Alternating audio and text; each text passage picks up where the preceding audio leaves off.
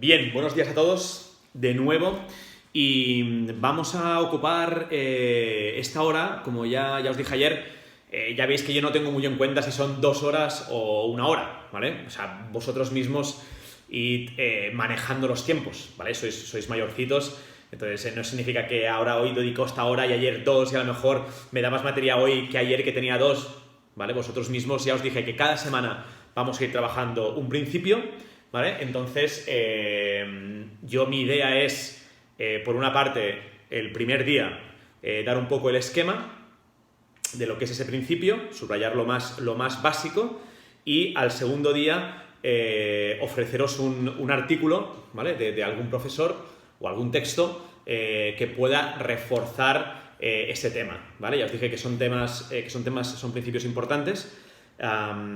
Yo simplemente os doy como cosas muy escuetas para que luego vosotros en vuestro estudio personal, ¿vale? A través del texto, del manual que está subido ya en la carpeta, y también a través de estos artículos y de otra bibliografía que vosotros podáis mirar, pues podáis estudiar y podáis hacer todo el argumento sobre este tema, ¿vale?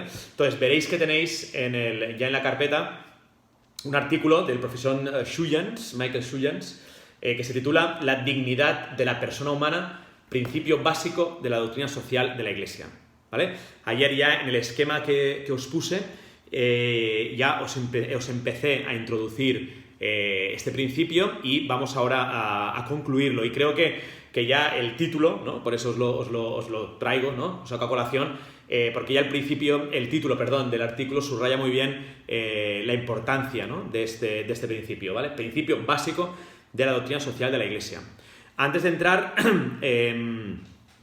ayer os comenté ya el tema del trabajo, ¿vale? Del final de curso, si la cosa sigue como sigue, ¿no? No sé si la cosa va a cambiar, de repente dentro de 15 días nos vemos ya en clase y a lo mejor cambiamos, pero vaya, va a ir por allí, ¿vale? El contabilizar esta asignatura, ¿vale? Entonces, y hay algunos que me han pedido el parecer sobre algunos temas, ¿vale? Para ir tratándolos, ¿vale?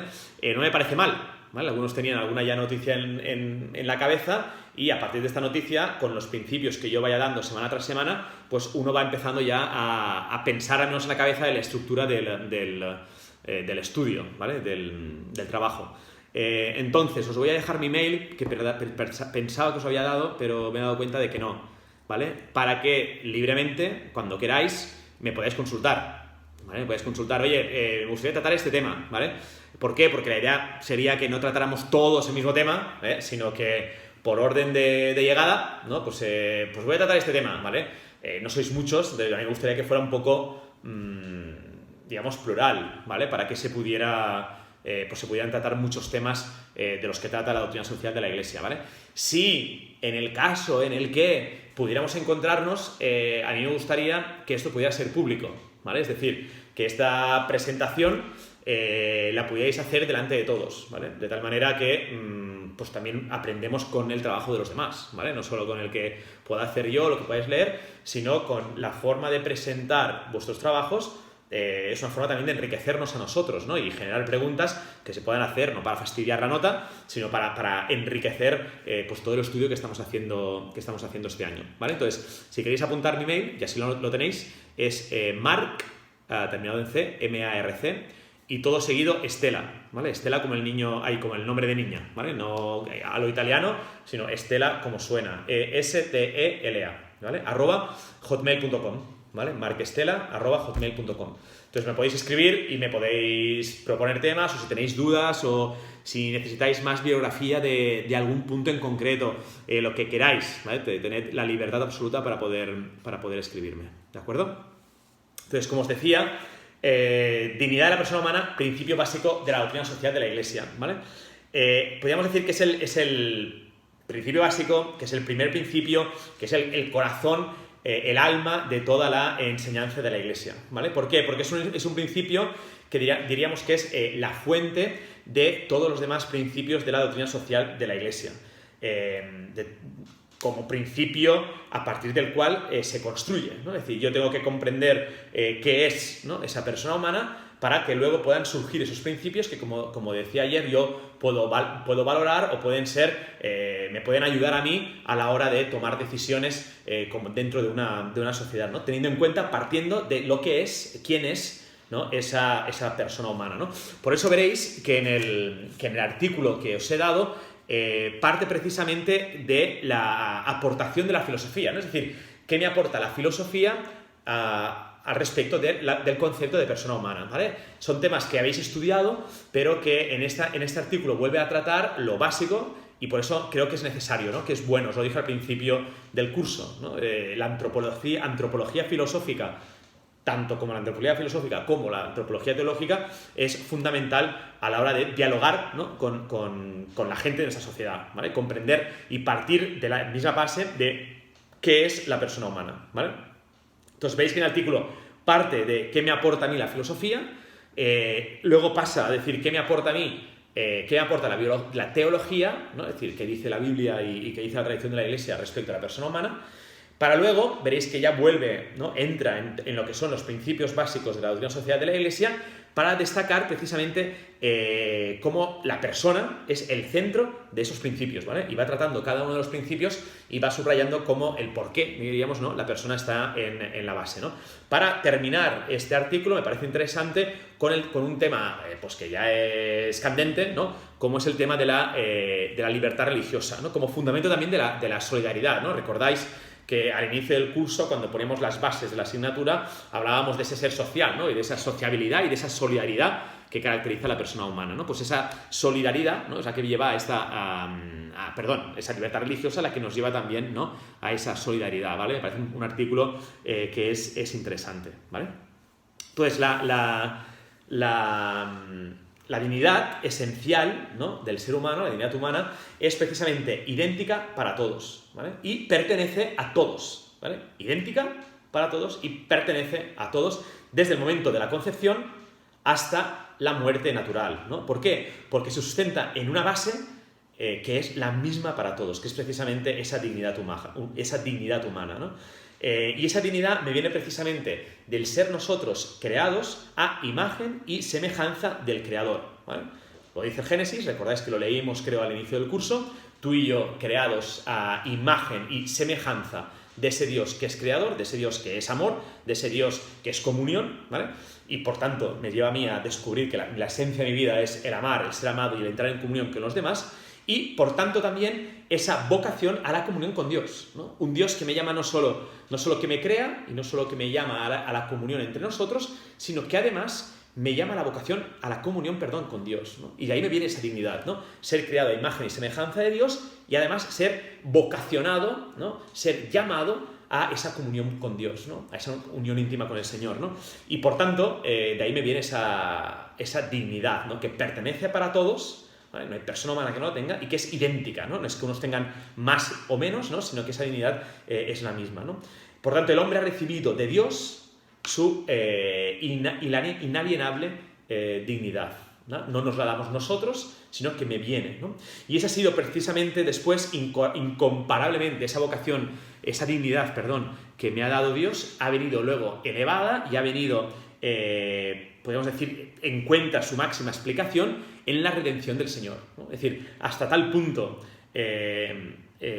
tengo yo ese valor, esa dignidad frente a Dios y frente a los demás, ¿no? Que lo dice, ¿no? San Juan, ¿no? Tanto amó Dios al mundo, ¿no? Que mandó a su único hijo, ¿no? Es decir, tanto me amó Dios a mí, tal es mi dignidad, podríamos resumir, ¿no? Que Dios ha decidido mandar a su hijo para rescatarnos, ¿no? Del pecado y darnos la salvación, ¿no? Por tanto, hasta ese valor inalienable, ¿no? Ese valor que tenemos tú y yo, cada persona humana, ¿no? Cada persona individual frente a los ojos de Dios, ¿no? Que ha merecido incluso en ese misterio de Cristo mandar a su hijo para rescatarnos, es lo que nos da precisamente ese valor, ¿no? Por tanto, la razón de tal dignidad no se encuentra en nuestra utilidad social, ¿no? Es decir, lo que puedo hacer en la sociedad, no se encuentra en la salud, no se encuentra en la capacidad que tengo de reclamar más o menos derechos, ¿no? Pues en relación a los niños no nacidos, ¿no? Ni en cualquier otro aspecto de carácter accidental, ¿no? Cuando nosotros intentamos reducir nuestra dignidad a todo ello, Entonces, efectivamente, ¿no? la estamos reduciendo y no nos estamos centrando en lo que es esencial, ¿no? Sino que miramos a lo occidental, ¿no? Fijaos precisamente ahora, ¿no? En estos días, cómo precisamente todos estos días que estamos confinados saca a la luz lo que es esencial, ¿no? Lo occidental queda podemos decir casi en un segundo plano, ¿no? Porque todo el mundo, todas las personas, independientemente de raza, de condición, de sexo, de valor social, de riqueza, de poder, ¿no? Todo el mundo está confinado en sus hogares, ¿no? Entonces, lo esencial no es lo occidental, ¿no? Es decir, lo esencial de nuestra vida no es aquello que yo puedo hacer, no es aquello que yo tenga, no es aquello que quizás tendré una casa más grande con jardín donde poder salir, o quizás tendré un piso de 50 metros con mis 3 hijos, ¿no? Pero al final somos igual, ¿no? Es decir, es la misma persona, ¿no?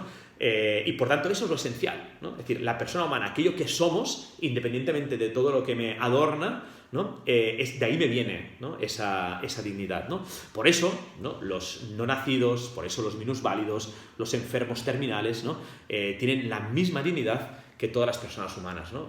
Lo vimos ya, ¿no? Cuando hablamos del tema de la eutanasia, ¿no? Tanto la eutanasia como, ¿no? el tema del aborto, pero viene de allí, ¿no? Es decir, ¿de dónde me viene, ¿no? Es que me da igual, ¿no? Que sea una persona que no puede reclamar sus derechos, tanto si es niño como es persona, digamos, como se llama, ¿no? En estado vegetal, ¿no? Sino que esa persona como tal en sí, ¿no? tiene una dignidad, ¿no?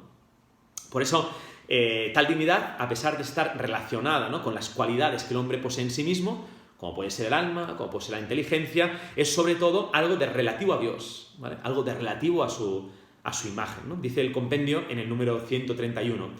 Dice, la persona humana es un ser inteligente y consciente, ¿vale? Y eso es parte de nuestra dignidad, ¿no? De nuestro ser humano, cosa que no compartimos con los animales, ¿no? Capaz de reflexionar sobre sí mismo y, por tanto, de tener conciencia de sí mismo y de sus propios actos, ¿vale? Sin embargo, dice el compendio, no son la inteligencia, la conciencia, la libertad las que definen a la persona, sino que es la persona quien está a la base de los actos de inteligencia, de conciencia y de libertad, ¿vale? Me parece muy, muy claro. Dice, estos actos pueden fallar sin que por ello el hombre deje de ser persona, ¿no? Estos actos pueden fallar sin que el hombre deje de ser persona. No, como este hombre está en estado vegetal, ¿vale? No tiene conciencia de sí mismo, no es libre, podríamos decir, pues eso no es persona. No, es al revés, ¿no? Es precisamente por ser persona por lo que, ¿no? soy capaz de, no al revés. No, mi valor no me lo da el hecho de la inteligencia, de conciencia de mí mismo o de la libertad, ¿no? Sino que al revés, ¿no? Eso sustenta el hecho de ser yo persona, ¿vale?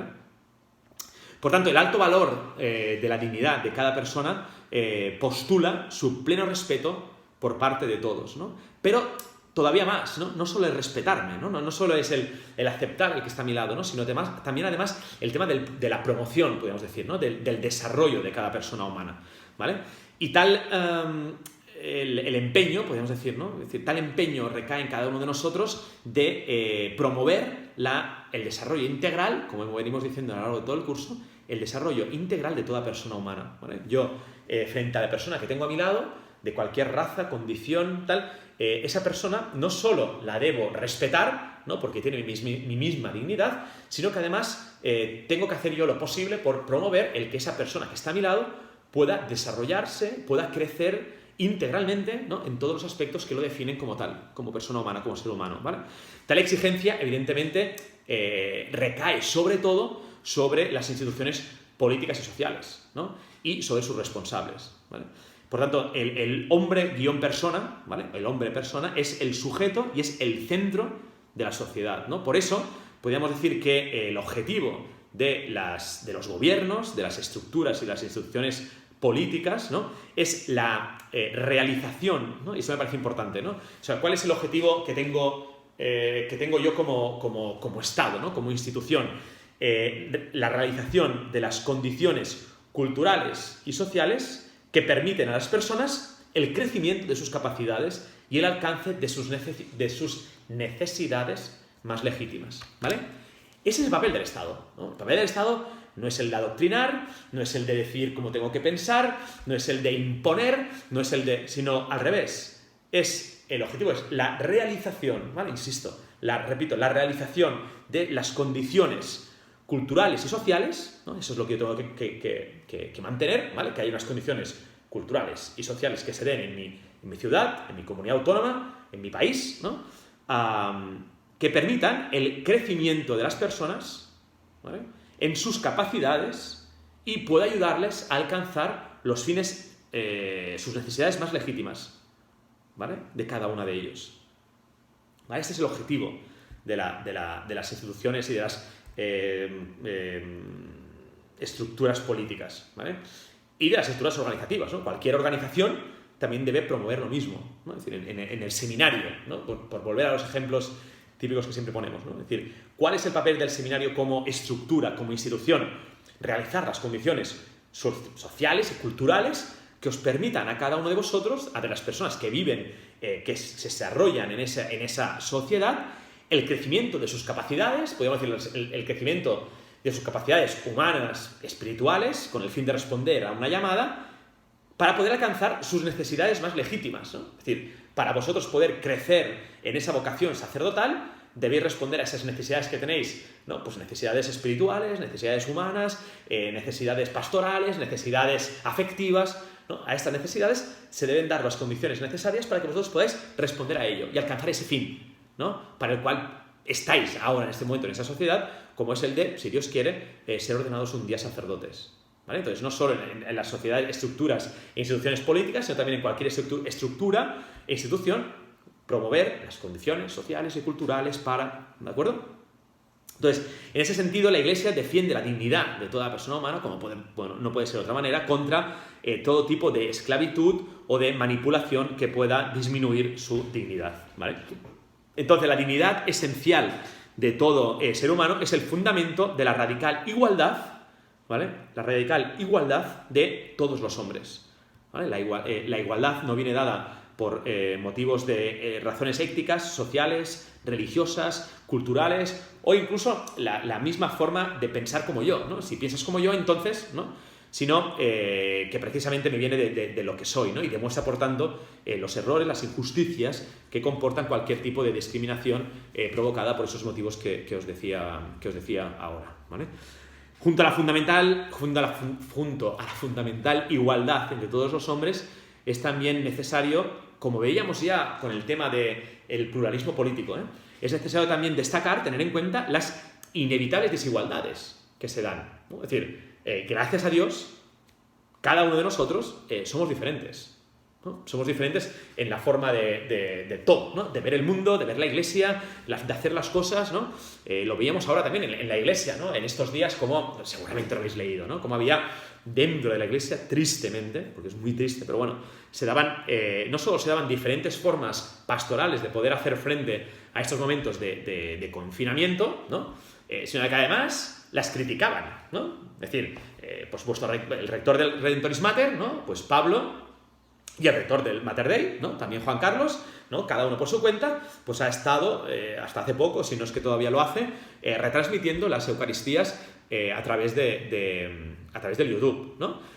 A través de las cuales, los del Mater Dei no, porque vosotros estáis ahí, pero los del Redemptoris Mater, que os pilló en Semana de Magdalena y no estabais aquí, pues os unís, ¿no? Os unís, podéis compartir Eucaristía, podéis encontraros en ese momento con otras personas, pues que no son incluso del seminario, con las que poder compartir la fe, poder escuchar la palabra de Dios, poder, ¿no? Pues escuchar la predicación, ¿no? Entonces, es una forma, ¿no?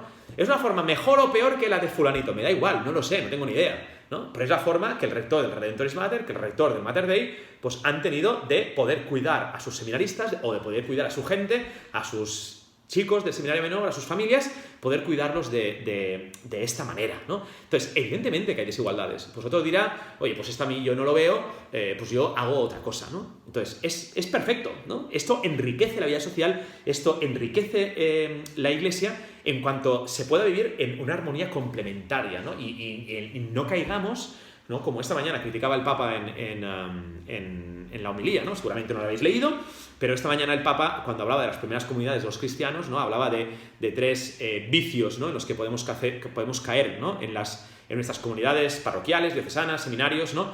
Que decía que son el dinero, ¿no? Porque el dinero nos aísla de los demás, decía que es la vanidad, ¿no? Y decía y decía que es finalmente las críticas, ¿no?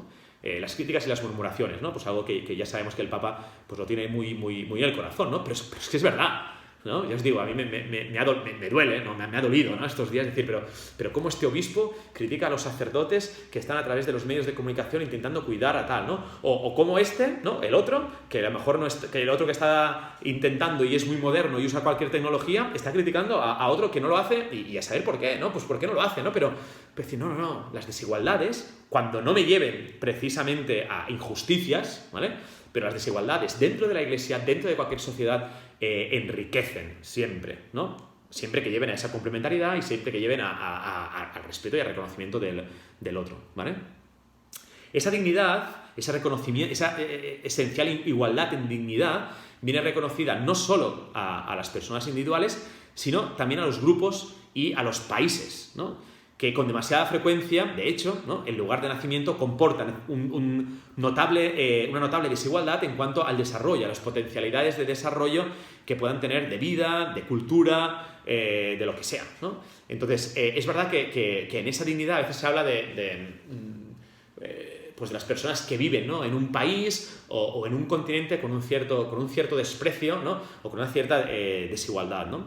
Por tanto, es necesario que se pueda dar también, para luchar contra estas desigualdades, incluso en dignidad, que se pueda trabajar por esa cooperación al progreso, ¿no? de todos los hombres, ¿no? Con el objetivo de superar, ¿no? estas inhumanas disparidades, ¿no? Lo vemos, ¿no? Lo veíamos hoy, esta mañana, o esta tarde, ¿no? Cuando habéis celebrado la Eucaristía, ¿no? En la primera lectura, ¿no? Es decir, cómo vivían, ¿no? Los primeros cristianos, ¿no? Vivían todos unidos, con un mismo pensar, ¿no? Con un mismo sentir, y lo ponían todo en común, ¿no? Y allí en ningún momento, ¿no? Se nos habla si este era de allí o era de más allá, ¿no? Sino eran cristianos, ¿no? Soy cristiano, sigo al Señor, por tanto este es hermano, ¿no? Somos hermanos y por tanto trabajamos para mutuamente el poder ayudarnos y el poder ayudarnos en crecer, en desarrollarnos integralmente, ¿no? En todas nuestras potencialidades, ¿no? Por tanto es necesario, ¿no?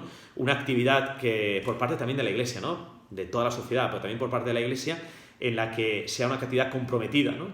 De las personas y de los grupos humanos con el fin de poder alcanzar, ¿no? ese bien común de todos, ¿vale?